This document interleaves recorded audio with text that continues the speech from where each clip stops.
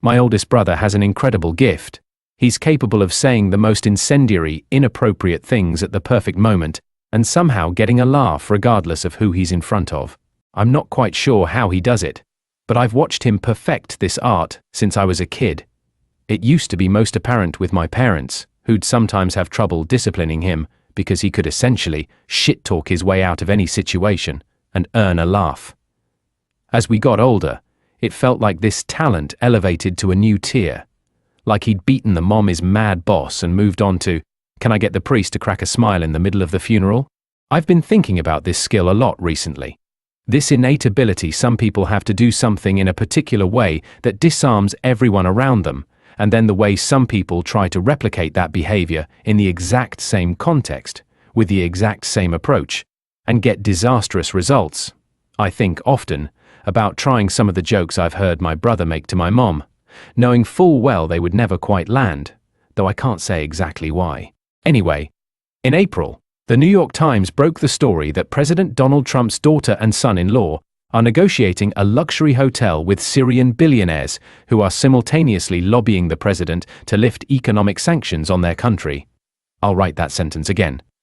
Just in case it didn't land the first time, President Donald Trump's children are negotiating a luxury hotel with Syrian billionaires who are simultaneously lobbying the president to lift economic sanctions on their country. I can't explain why that story doesn't have quite the same punch as, according to the New York Times, Hunter Biden is negotiating a Biden-branded luxury hotel with Syrian billionaires. Those Syrian billionaires are also lobbying President Joe Biden to lift economic sanctions on their country. Yet I know that, for some reason, the real story we're living through right now, the one where Trump's kids are funneling money directly to their family fortune while the US government hands out favors in return, just doesn't seem to get any traction with the public. I consider myself a pretty fair-minded guy whose politics are quite moderate. And I still believe the Hunter Biden story deserved as much attention as it got. I spent years following the laptop and gun charges story, and I found the details both alarming and unsavory. If you click the Hunter Biden tag on our website, you'll see more than 20 stories that involve the president's son from the 4 years of the Biden administration. We wrote about everything from the suppression of the laptop story to the Twitter files, to the business deals Hunter tried to loop his dad into, to his prosecution for gun possession, and I spent most of those 4 years demanding more answers than we were getting. I don't regret pursuing or publishing any of those stories. There was plenty of smoke, and Biden wrapped his time in office by abusing the power of the pardon to ensure there would never be real accountability if there was criminality. But I'm disheartened and frustrated now to see that right-wing writers, Trump voters, and Republican politicians who cheered me on when I was investigating potential Biden corruption are now just ignoring the comparably gargantuan scandals of alleged corruption we're witnessing now. On some level, I can understand the discrepancy. There's so much news and so many allegations about Trump that it becomes easy to tune it all out, both for his supporters and critics. News fatigue is real, and when we consume the news, we are often fed content from organizations and individuals that share our politics. But, to state it plainly, after reviewing the evidence of the first 15 months of President Trump's second term, I believe the president is profiting off the office and making foreign policy decisions based on business interests to a level we've never seen or even conceived of before, and apparently nothing is being done to stop it. I can't level that claim directly and unambiguously because we haven't really had the basic facts adjudicated, since Republicans in Congress have opted for complete and utter fealty to Trump in every manner imaginable. There is no oversight or accountability or even the slightest inclination to ask about these actions in the majority party. The Trump administration has also dismantled many of the federal watchdogs responsible for prosecuting fraud, grift, and corruption, so few of its actions have been probed in any meaningful way. Instead of indictments, congressional investigations, or public hearings, the best we are left with is great reporting from journalists, the occasional leak from the administration, a right-wing writer here or there willing to say the real thing out loud, and then a whole lot of Occam's razor questions like, which is likelier, that the person who made a massive financial bet on oil prices 20 minutes before Trump announced a ceasefire knew about it, or just got extraordinarily lucky. During President Joe Biden's term, The Department of Justice could say, at least, that it had investigated the president's son. Republicans in Congress also conducted a years-long investigation into the Hunter Biden business ties and how they might link back to the president. Here, though, we have nothing. Every story I'm about to point to has not produced even a unified statement of concern from, say, a half-dozen Republican senators worried about government corruption. Remember, Hunter's story was about drawing a $50,000 per month salary while his dad was vice president, and then allegedly trying to arrange some business ventures he might cut Joe Biden in on once he was out of office. Republicans' years-long investigation never turned up any hard evidence of the latter, though there was enough smoke. I still think the story was plausible. Today, we're talking about the president's children launching multi-billion-dollar business ventures, several of them, while the president is in office, and then explicitly exchanging all manner of domestic policy victories, foreign policy concessions, and literal pardons in the construction of those deals. Trump himself has all but admitted this is happening. He told the New York Times that nobody cared when he tried to separate his family business from his administration during his first term, so he isn't even trying now. I have tracked these stories with one of my senior editors for the last year and a half. The list of things that have happened is so long and shocking when you see it all together that I'm not entirely sure how to present it. I've gone back and forth. Maybe I should build a flowchart. What about a spreadsheet? Should this be a YouTube video instead of a written piece? Will anyone actually read the entire thing? Can anyone actually process this level of self-dealing, corruption, and shadiness at once? Ultimately, I decided that the best I can do is try to write all these instances down in an engaging way that might grab your attention and wake us all up from whatever stupor we're in. So, here goes. Let's start with the cryptocurrency. Perhaps the largest vehicle for Trump's self-dealing has been his foray into cryptocurrency. This is a complicated space that I will try to make as straightforward and simple as possible. In 2024, the Trump family launched a crypto company called World Liberty Financial. Trump is listed as a CEO founder emeritus. By December of 2025, they had profited roughly $1 billion from proceeds, while holding $3 billion in unsold cryptocurrency tokens, amassing a fortune larger than their entire real estate portfolio. At the same time the president was pushing his family's new crypto venture, he was cutting crypto regulation, touting the potential of private digital currencies to help the US economy, and promising to unleash the industry he and his family were simultaneously profiting from. But the president wasn't only directly making money in an industry he was deregulating. The Trumps benefited through intermediaries too. Last summer, World Liberty Financial bought a publicly listed firm and raised $750 million from investors to buy its own cryptocurrency, WLFI. The Wall Street Journal tepidly described this setup as an unusually circular transaction with the same party as buyer and seller that could net the Trump family an additional $500 million. Essentially, the Trump family launched a cryptocurrency firm while deregulating the crypto industry, then bought a separate firm that it used to buy its own cryptocurrency, while also raising $750 million from investors to buy that same cryptocurrency. Just days before he was inaugurated, Trump also launched a personal meme coin called Dollar Trump. Meme coins are cryptocurrencies made about internet jokes, pop culture moments, or viral trends. They have no underlying value or technological purpose. The value of the coin is driven entirely by social hype.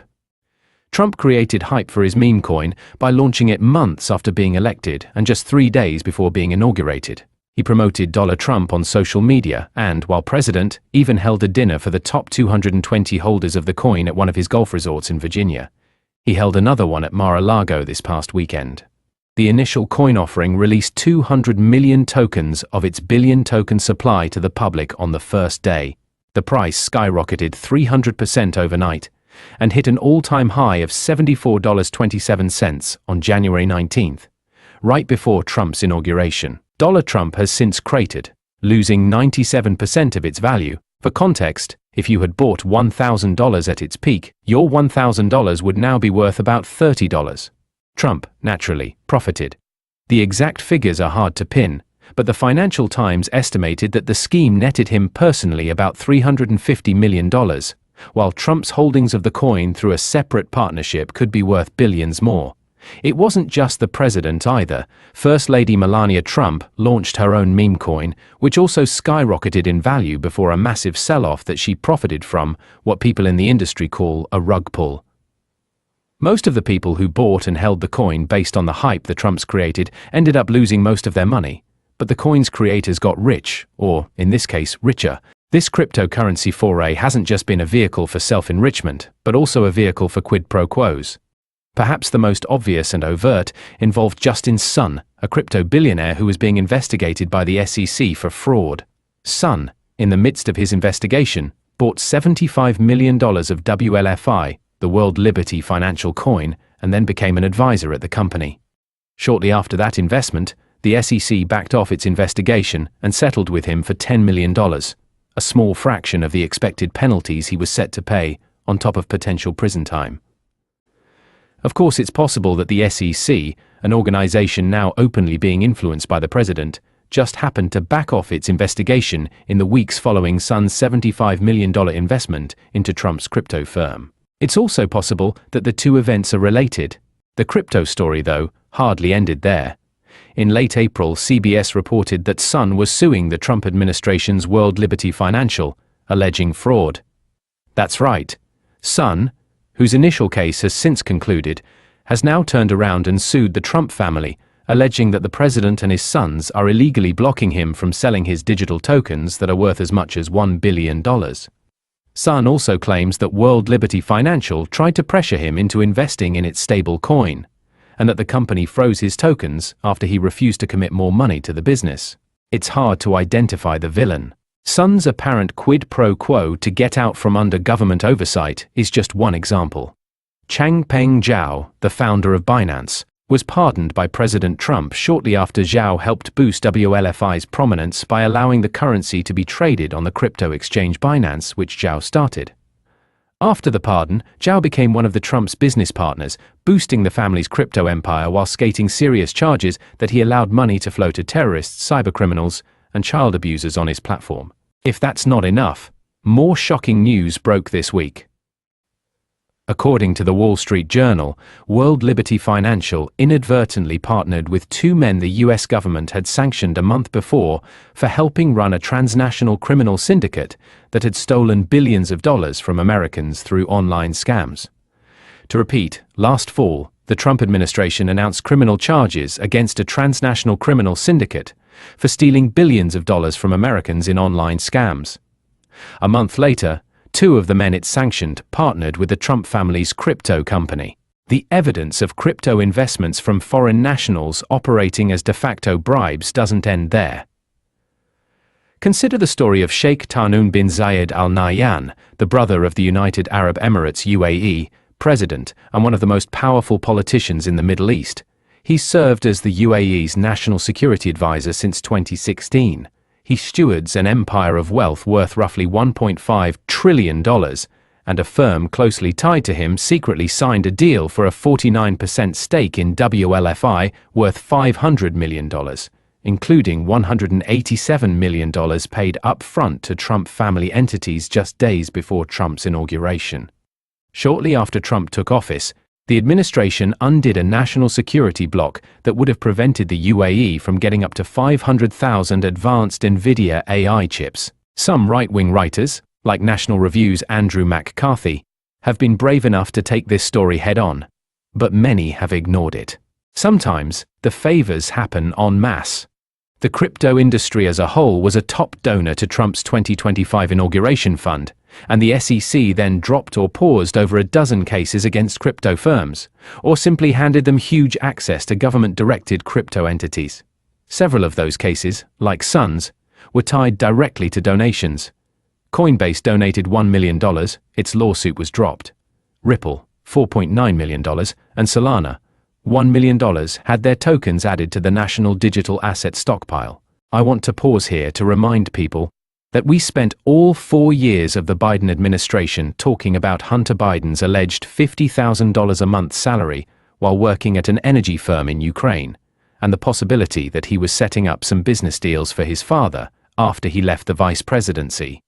Rep. Marjorie Taylor Greene, RGA, introduced articles of impeachment alleging Biden abused the power of the office of the vice president, enabling bribery and other high crimes and misdemeanors, by allowing his son to influence the domestic policy of a foreign nation and accept various benefits, including financial compensation, from foreign nationals in exchange for certain favors.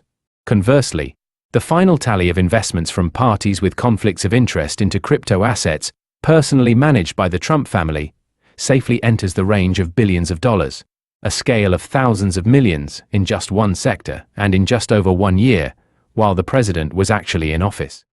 It's not just cryptocurrency. Much of the self-dealing, appearance of corruption, and conflicts of interest have little or nothing to do with cryptocurrency. Jared Kushner, the president's son-in-law, is now representing the US in the Middle East as a negotiator to end the Iran war, despite having no congressionally approved title or position in the administration. He also operates Affinity Partners, a private equity firm that received $2 billion from Saudi Arabia's sovereign wealth fund in 2022. One might expect that the war in Iran, whose end Kushner is attempting to negotiate and whose future Saudi Arabia has a direct stake in, might dissuade him from pursuing these business interests. Instead, it's actually drawn him toward the opportunity. Here is the New York Times. Jared Kushner, one of the US government's chief negotiators in the Middle East, is trying to raise more money for his private equity firm from governments in the region. Mr. Kushner, President Trump's son-in-law, has spoken with potential investors in recent weeks about raising $5 billion or more for Affinity Partners, his investment firm, according to 5 people with knowledge of the talks who were not permitted to speak publicly about the discussions. In 2024, Kushner defended the investment from the Saudis, claimed it wasn't a conflict of interest, and demanded his critics point to a single decision we made that wasn't in the interest of America. Here, I'll remind you that the Saudis are both investing in Kushner's firm and pushing the president to continue investing US taxpayer dollars and US soldiers in the war against Iran, their regional enemy. Trump, you'll notice, is doing just that. Again, Kushner has not been formally accused of any criminality. Congress is not even investigating these conflicts of interest. But are we to believe that the president's son-in-law is not considering, say, a $2 billion investment in his private fund while operating as a government representative in the Middle East? Are we supposed to think the president and his chief negotiator are not having their decision-making impacted, even marginally, by the Saudis' investments? This single conflict of interest would be a major scandal in any other administration. If none of the crypto self-enrichment and quid pro quos existed, or if this were the only financial complication at hand, it would still be grounds to question the integrity of the administration's foreign policy, and it would be worthy of months if not years of hearings and investigations. But it's really just the tip of the iceberg. The Saudis were also hosting their international golf tournament at Trump's Doral and Bedminster properties while Trump was approving a nearly $142 billion arms deal with Saudi Arabia, ignoring concerns from his own Pentagon about selling them F-35 fighter jets. Trump even named Saudi Arabia a major non-NATO ally. Even more, the Trump Organization is partnering with the Saudis on Trump Tower Jeddah and other Saudi real estate developments. Then there's Qatar, which offered Trump a $400 million luxury airplane to be used as Air Force One, while simultaneously making investments in his crypto venture, all culminating in favorable US arms sales worth $1.96 billion in March of 2026. 8 foreign governments have hosted or sponsored events at Trump properties in the first year of his second term. Trump's hotels also serve as a vehicle for profiting from diplomatic relations. Foreign government officials visited Trump properties 60 times during Trump's first year back in office and paid millions in direct payments to those properties. Trump International Hotel received approximately $3.7 million from foreign governments. Oh, and Trump also happened to select the Trump National Doral Miami Hotel to host the December G20 summit later this year. All of this is material conflict of interest, or outright corruption, that has been documented through publicly disclosed deals, investigative reporting, FOIA requests, and more. But there are plenty of other concerns that we don't have clarity on. For instance, Some traders have been making massive, seemingly irrational bets on Trump reversing course on major policy decisions just minutes before those reversals are made public. These people are trading on things like an announcement that tariffs would be paused or a ceasefire in Iran, with timing that only administration insiders could have anticipated. Even arguing about whether the president has committed any crimes or engaged in corruption or self-dealing is almost beside the point. My own thoughts don't really matter. More pressing is that the president lied to voters, both his supporters and his opponents. In January of 2025, Trump released an ethics agreement detailing how he'd handle his personal business interests while in the White House. The agreement itself is close to meaningless, it has no teeth, makes no promises to divest assets, and unlike the agreement from his first term, does not prohibit him from striking new deals abroad while president. Yet it did make a promise that the Trump Organization would not strike any deals directly with foreign governments apart from ordinary course transactions. And still, even that tiny little narrow promise, it appears the Trumps broke it. Here, I'll interject with one more reminder. When Hillary Clinton was First Lady, she endured a weeks-long scandal over reports that she had once made nearly $100,000 from investing $1,000 in cattle futures, an investment she'd made a dozen years before Bill Clinton became president. By the time Trump ran for office in 2016, under the drain the swamp mantra of rooting out corruption by other politicians, he excoriated the Clintons for taking money from Saudi Arabia and other Middle East monarchies. That money, which Trump criticized her for accepting, was going to the Clinton Foundation, a philanthropic fund run by the Clintons. The money Trump is taking now goes directly to private businesses he owns. It's not just foreign entanglements either. A lot of what I've written so far has involved the Trump administration simultaneously dictating foreign policy while also taking funds, in some form, from foreign governments, leaders, or wealthy foreign actors. Yet, plenty of this is happening domestically too. For instance, the Trump Organization launched Trump Mobile, a branded phone that costs $499 and an additional $47.45 per month for the 47 plan. The Trump Organization does not manufacture the phone or provide cell service. The phone itself has yet to be released, and the network will be operated by Liberty Mobile Wireless. Instead, Trump licenses his name to the deal and then promotes it using the presidential brand while he is in office, all at a cool profit. Wherever you look, there's another potential profit. Last spring, the Trump family opened an exclusive club in Washington called Executive Branch that charges $500,000 per membership. The parent company of Trump's social media platform, Truth Social, even launched as a publicly traded organization with his initials, DJT, as its ticker. Trump himself holds a huge stake in the company, and the stock's value has fluctuated based solely on Trump's political fortunes. Shoot, the president's son, Eric Trump, went on Fox News and graciously received congratulations about his own company receiving a $24 million Pentagon contract. Just yesterday, while I was finishing up this story, the Financial Times reported that the Trump sons had taken a stake in the Kazakh mining company that just won a $1.6 billion contract from the Trump administration. Then, hours later, a Bloomberg story landed in my inbox about the US Air Force agreeing to buy an undisclosed number of interceptor drones from a company backed by President Trump's sons. During a talk I did with college students at St. Olaf College in Minnesota this morning, one of the students asked me about the president's son, Donald Trump Jr., investing in and advising the gambling and prediction market companies Kalshi and Polymarket. I didn't even know about it. I just spent the past week writing and researching claims of corruption against the Trump family, and I'm still discovering glaring new examples every day. You might be thinking, where are the people who are supposed to be enforcing laws against this kind of self-dealing and corruption? Good question. More than a dozen inspectors general have been fired since Trump took office. Those are the independent watchdogs responsible for rooting out fraud, waste, and corruption across the federal government. The DOJ has issued guidance paring back its Foreign Agents Registration Act enforcement, meaning malign foreign influence is being prosecuted at a much lower rate. Trump also suspended the anti-bribery enforcement law known as the Foreign Corrupt Practices Act for 4 months, then reinstated a narrower version of the law with approximately half of the previous bench of prosecutors to enforce it. He also rescinded Biden's executive branch ethics requirements. On his first day in office, The administration essentially operates without published guidelines to point to for how the Trump family does business with foreign governments and entities. All the other quid pro quos.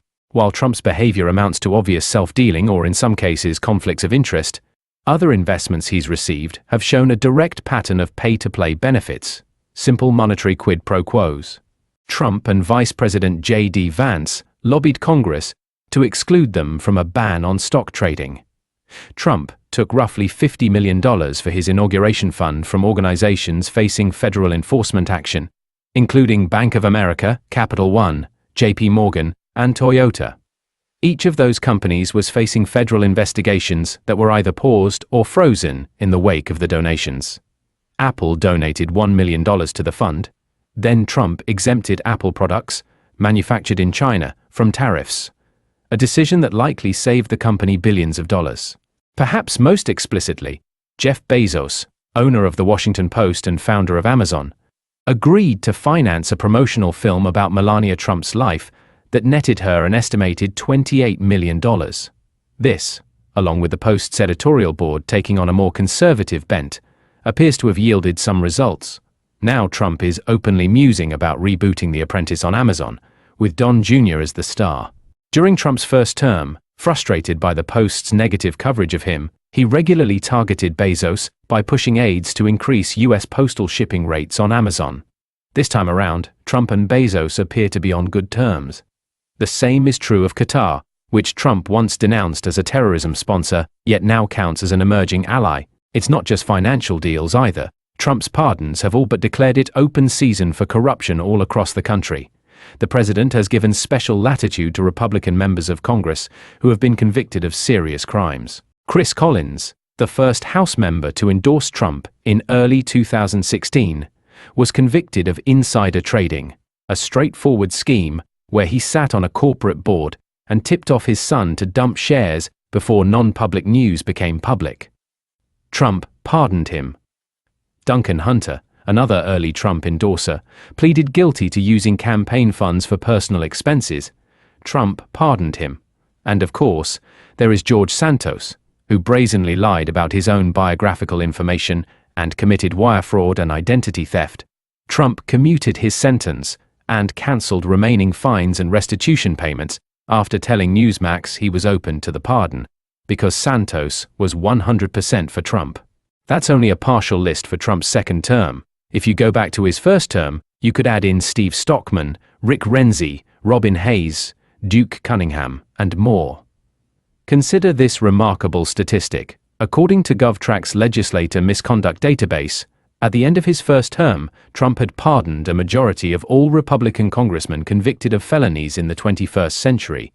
These congressmen, convicted of defrauding donors, taking bribes from the military-industrial complex, and stealing money from charities, they are the swamp, yet Trump gave them a pass. Those free passes go far beyond Republican members of Congress too. Todd and Julie Chrisley, two reality TV stars convicted of defrauding banks for $36 million, were pardoned after their daughter spoke on stage at the RNC. Sheriff Scott Jenkins was pardoned before he began his 10-year sentence for bribery. Lawrence Duran, a Medicare executive convicted of a $205 million fraud scheme, was granted clemency. Jason Galanis, convicted of securities fraud and defrauding the Oglala Sioux National of $60 million, had his sentence commuted. Former Tennessee House Speaker Glenn Casada and his Chief of Staff Cade Cothran were pardoned after their convictions for public corruption. The most egregious example is probably Trevor Milton, who donated $1.8 million to Trump's re-election fund heading into the 2024 race. Milton was found guilty of securities and wire fraud for lying to investors about nearly all aspects of his company's technology.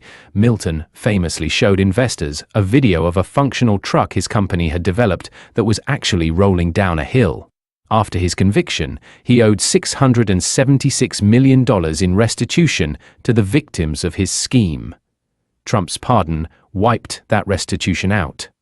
Milton's defense attorney is former Attorney General Pam Bondi's brother, and when asked about the pardon, Trump said he'd never heard of him until someone recommended his pardon, adding, "They say the thing that he did wrong was he was one of the first people that supported a gentleman named Donald Trump for president." The list goes on and on and on. Fraudsters and corrupt politicians all being let off the hook, all for no reason other than their support for Trump or connection to someone in his orbit. In some cases, as with Milton, Trump purports to have pardoned them without even knowing who they are, either a blatant lie or an admission of how recklessly he's wielding one of his most unchecked powers. This system has created an entire pardon economy in which people close to Trump, including formerly pardoned people themselves like former Illinois Gov. Rod Blagojevich D., now charge exorbitant fees to secure a pardon from Trump. If you're a rich, corrupt executive or former congressman who screwed over investors or donors and are about to go to jail, you just need $1 million and the phone number of someone like Blagojevich, who then goes to the president and helps set you free. This is not an exaggeration, it's happening right now. An indisputable portrait. Together, this story paints a picture that I find impossible to deny. Trump is swimming in self-dealing, corruption, and quid pro quos. His defenders will note that other presidents have profited from the office before. This is true. They may further posit that rules like the emoluments clause are rarely enforced. This is also true.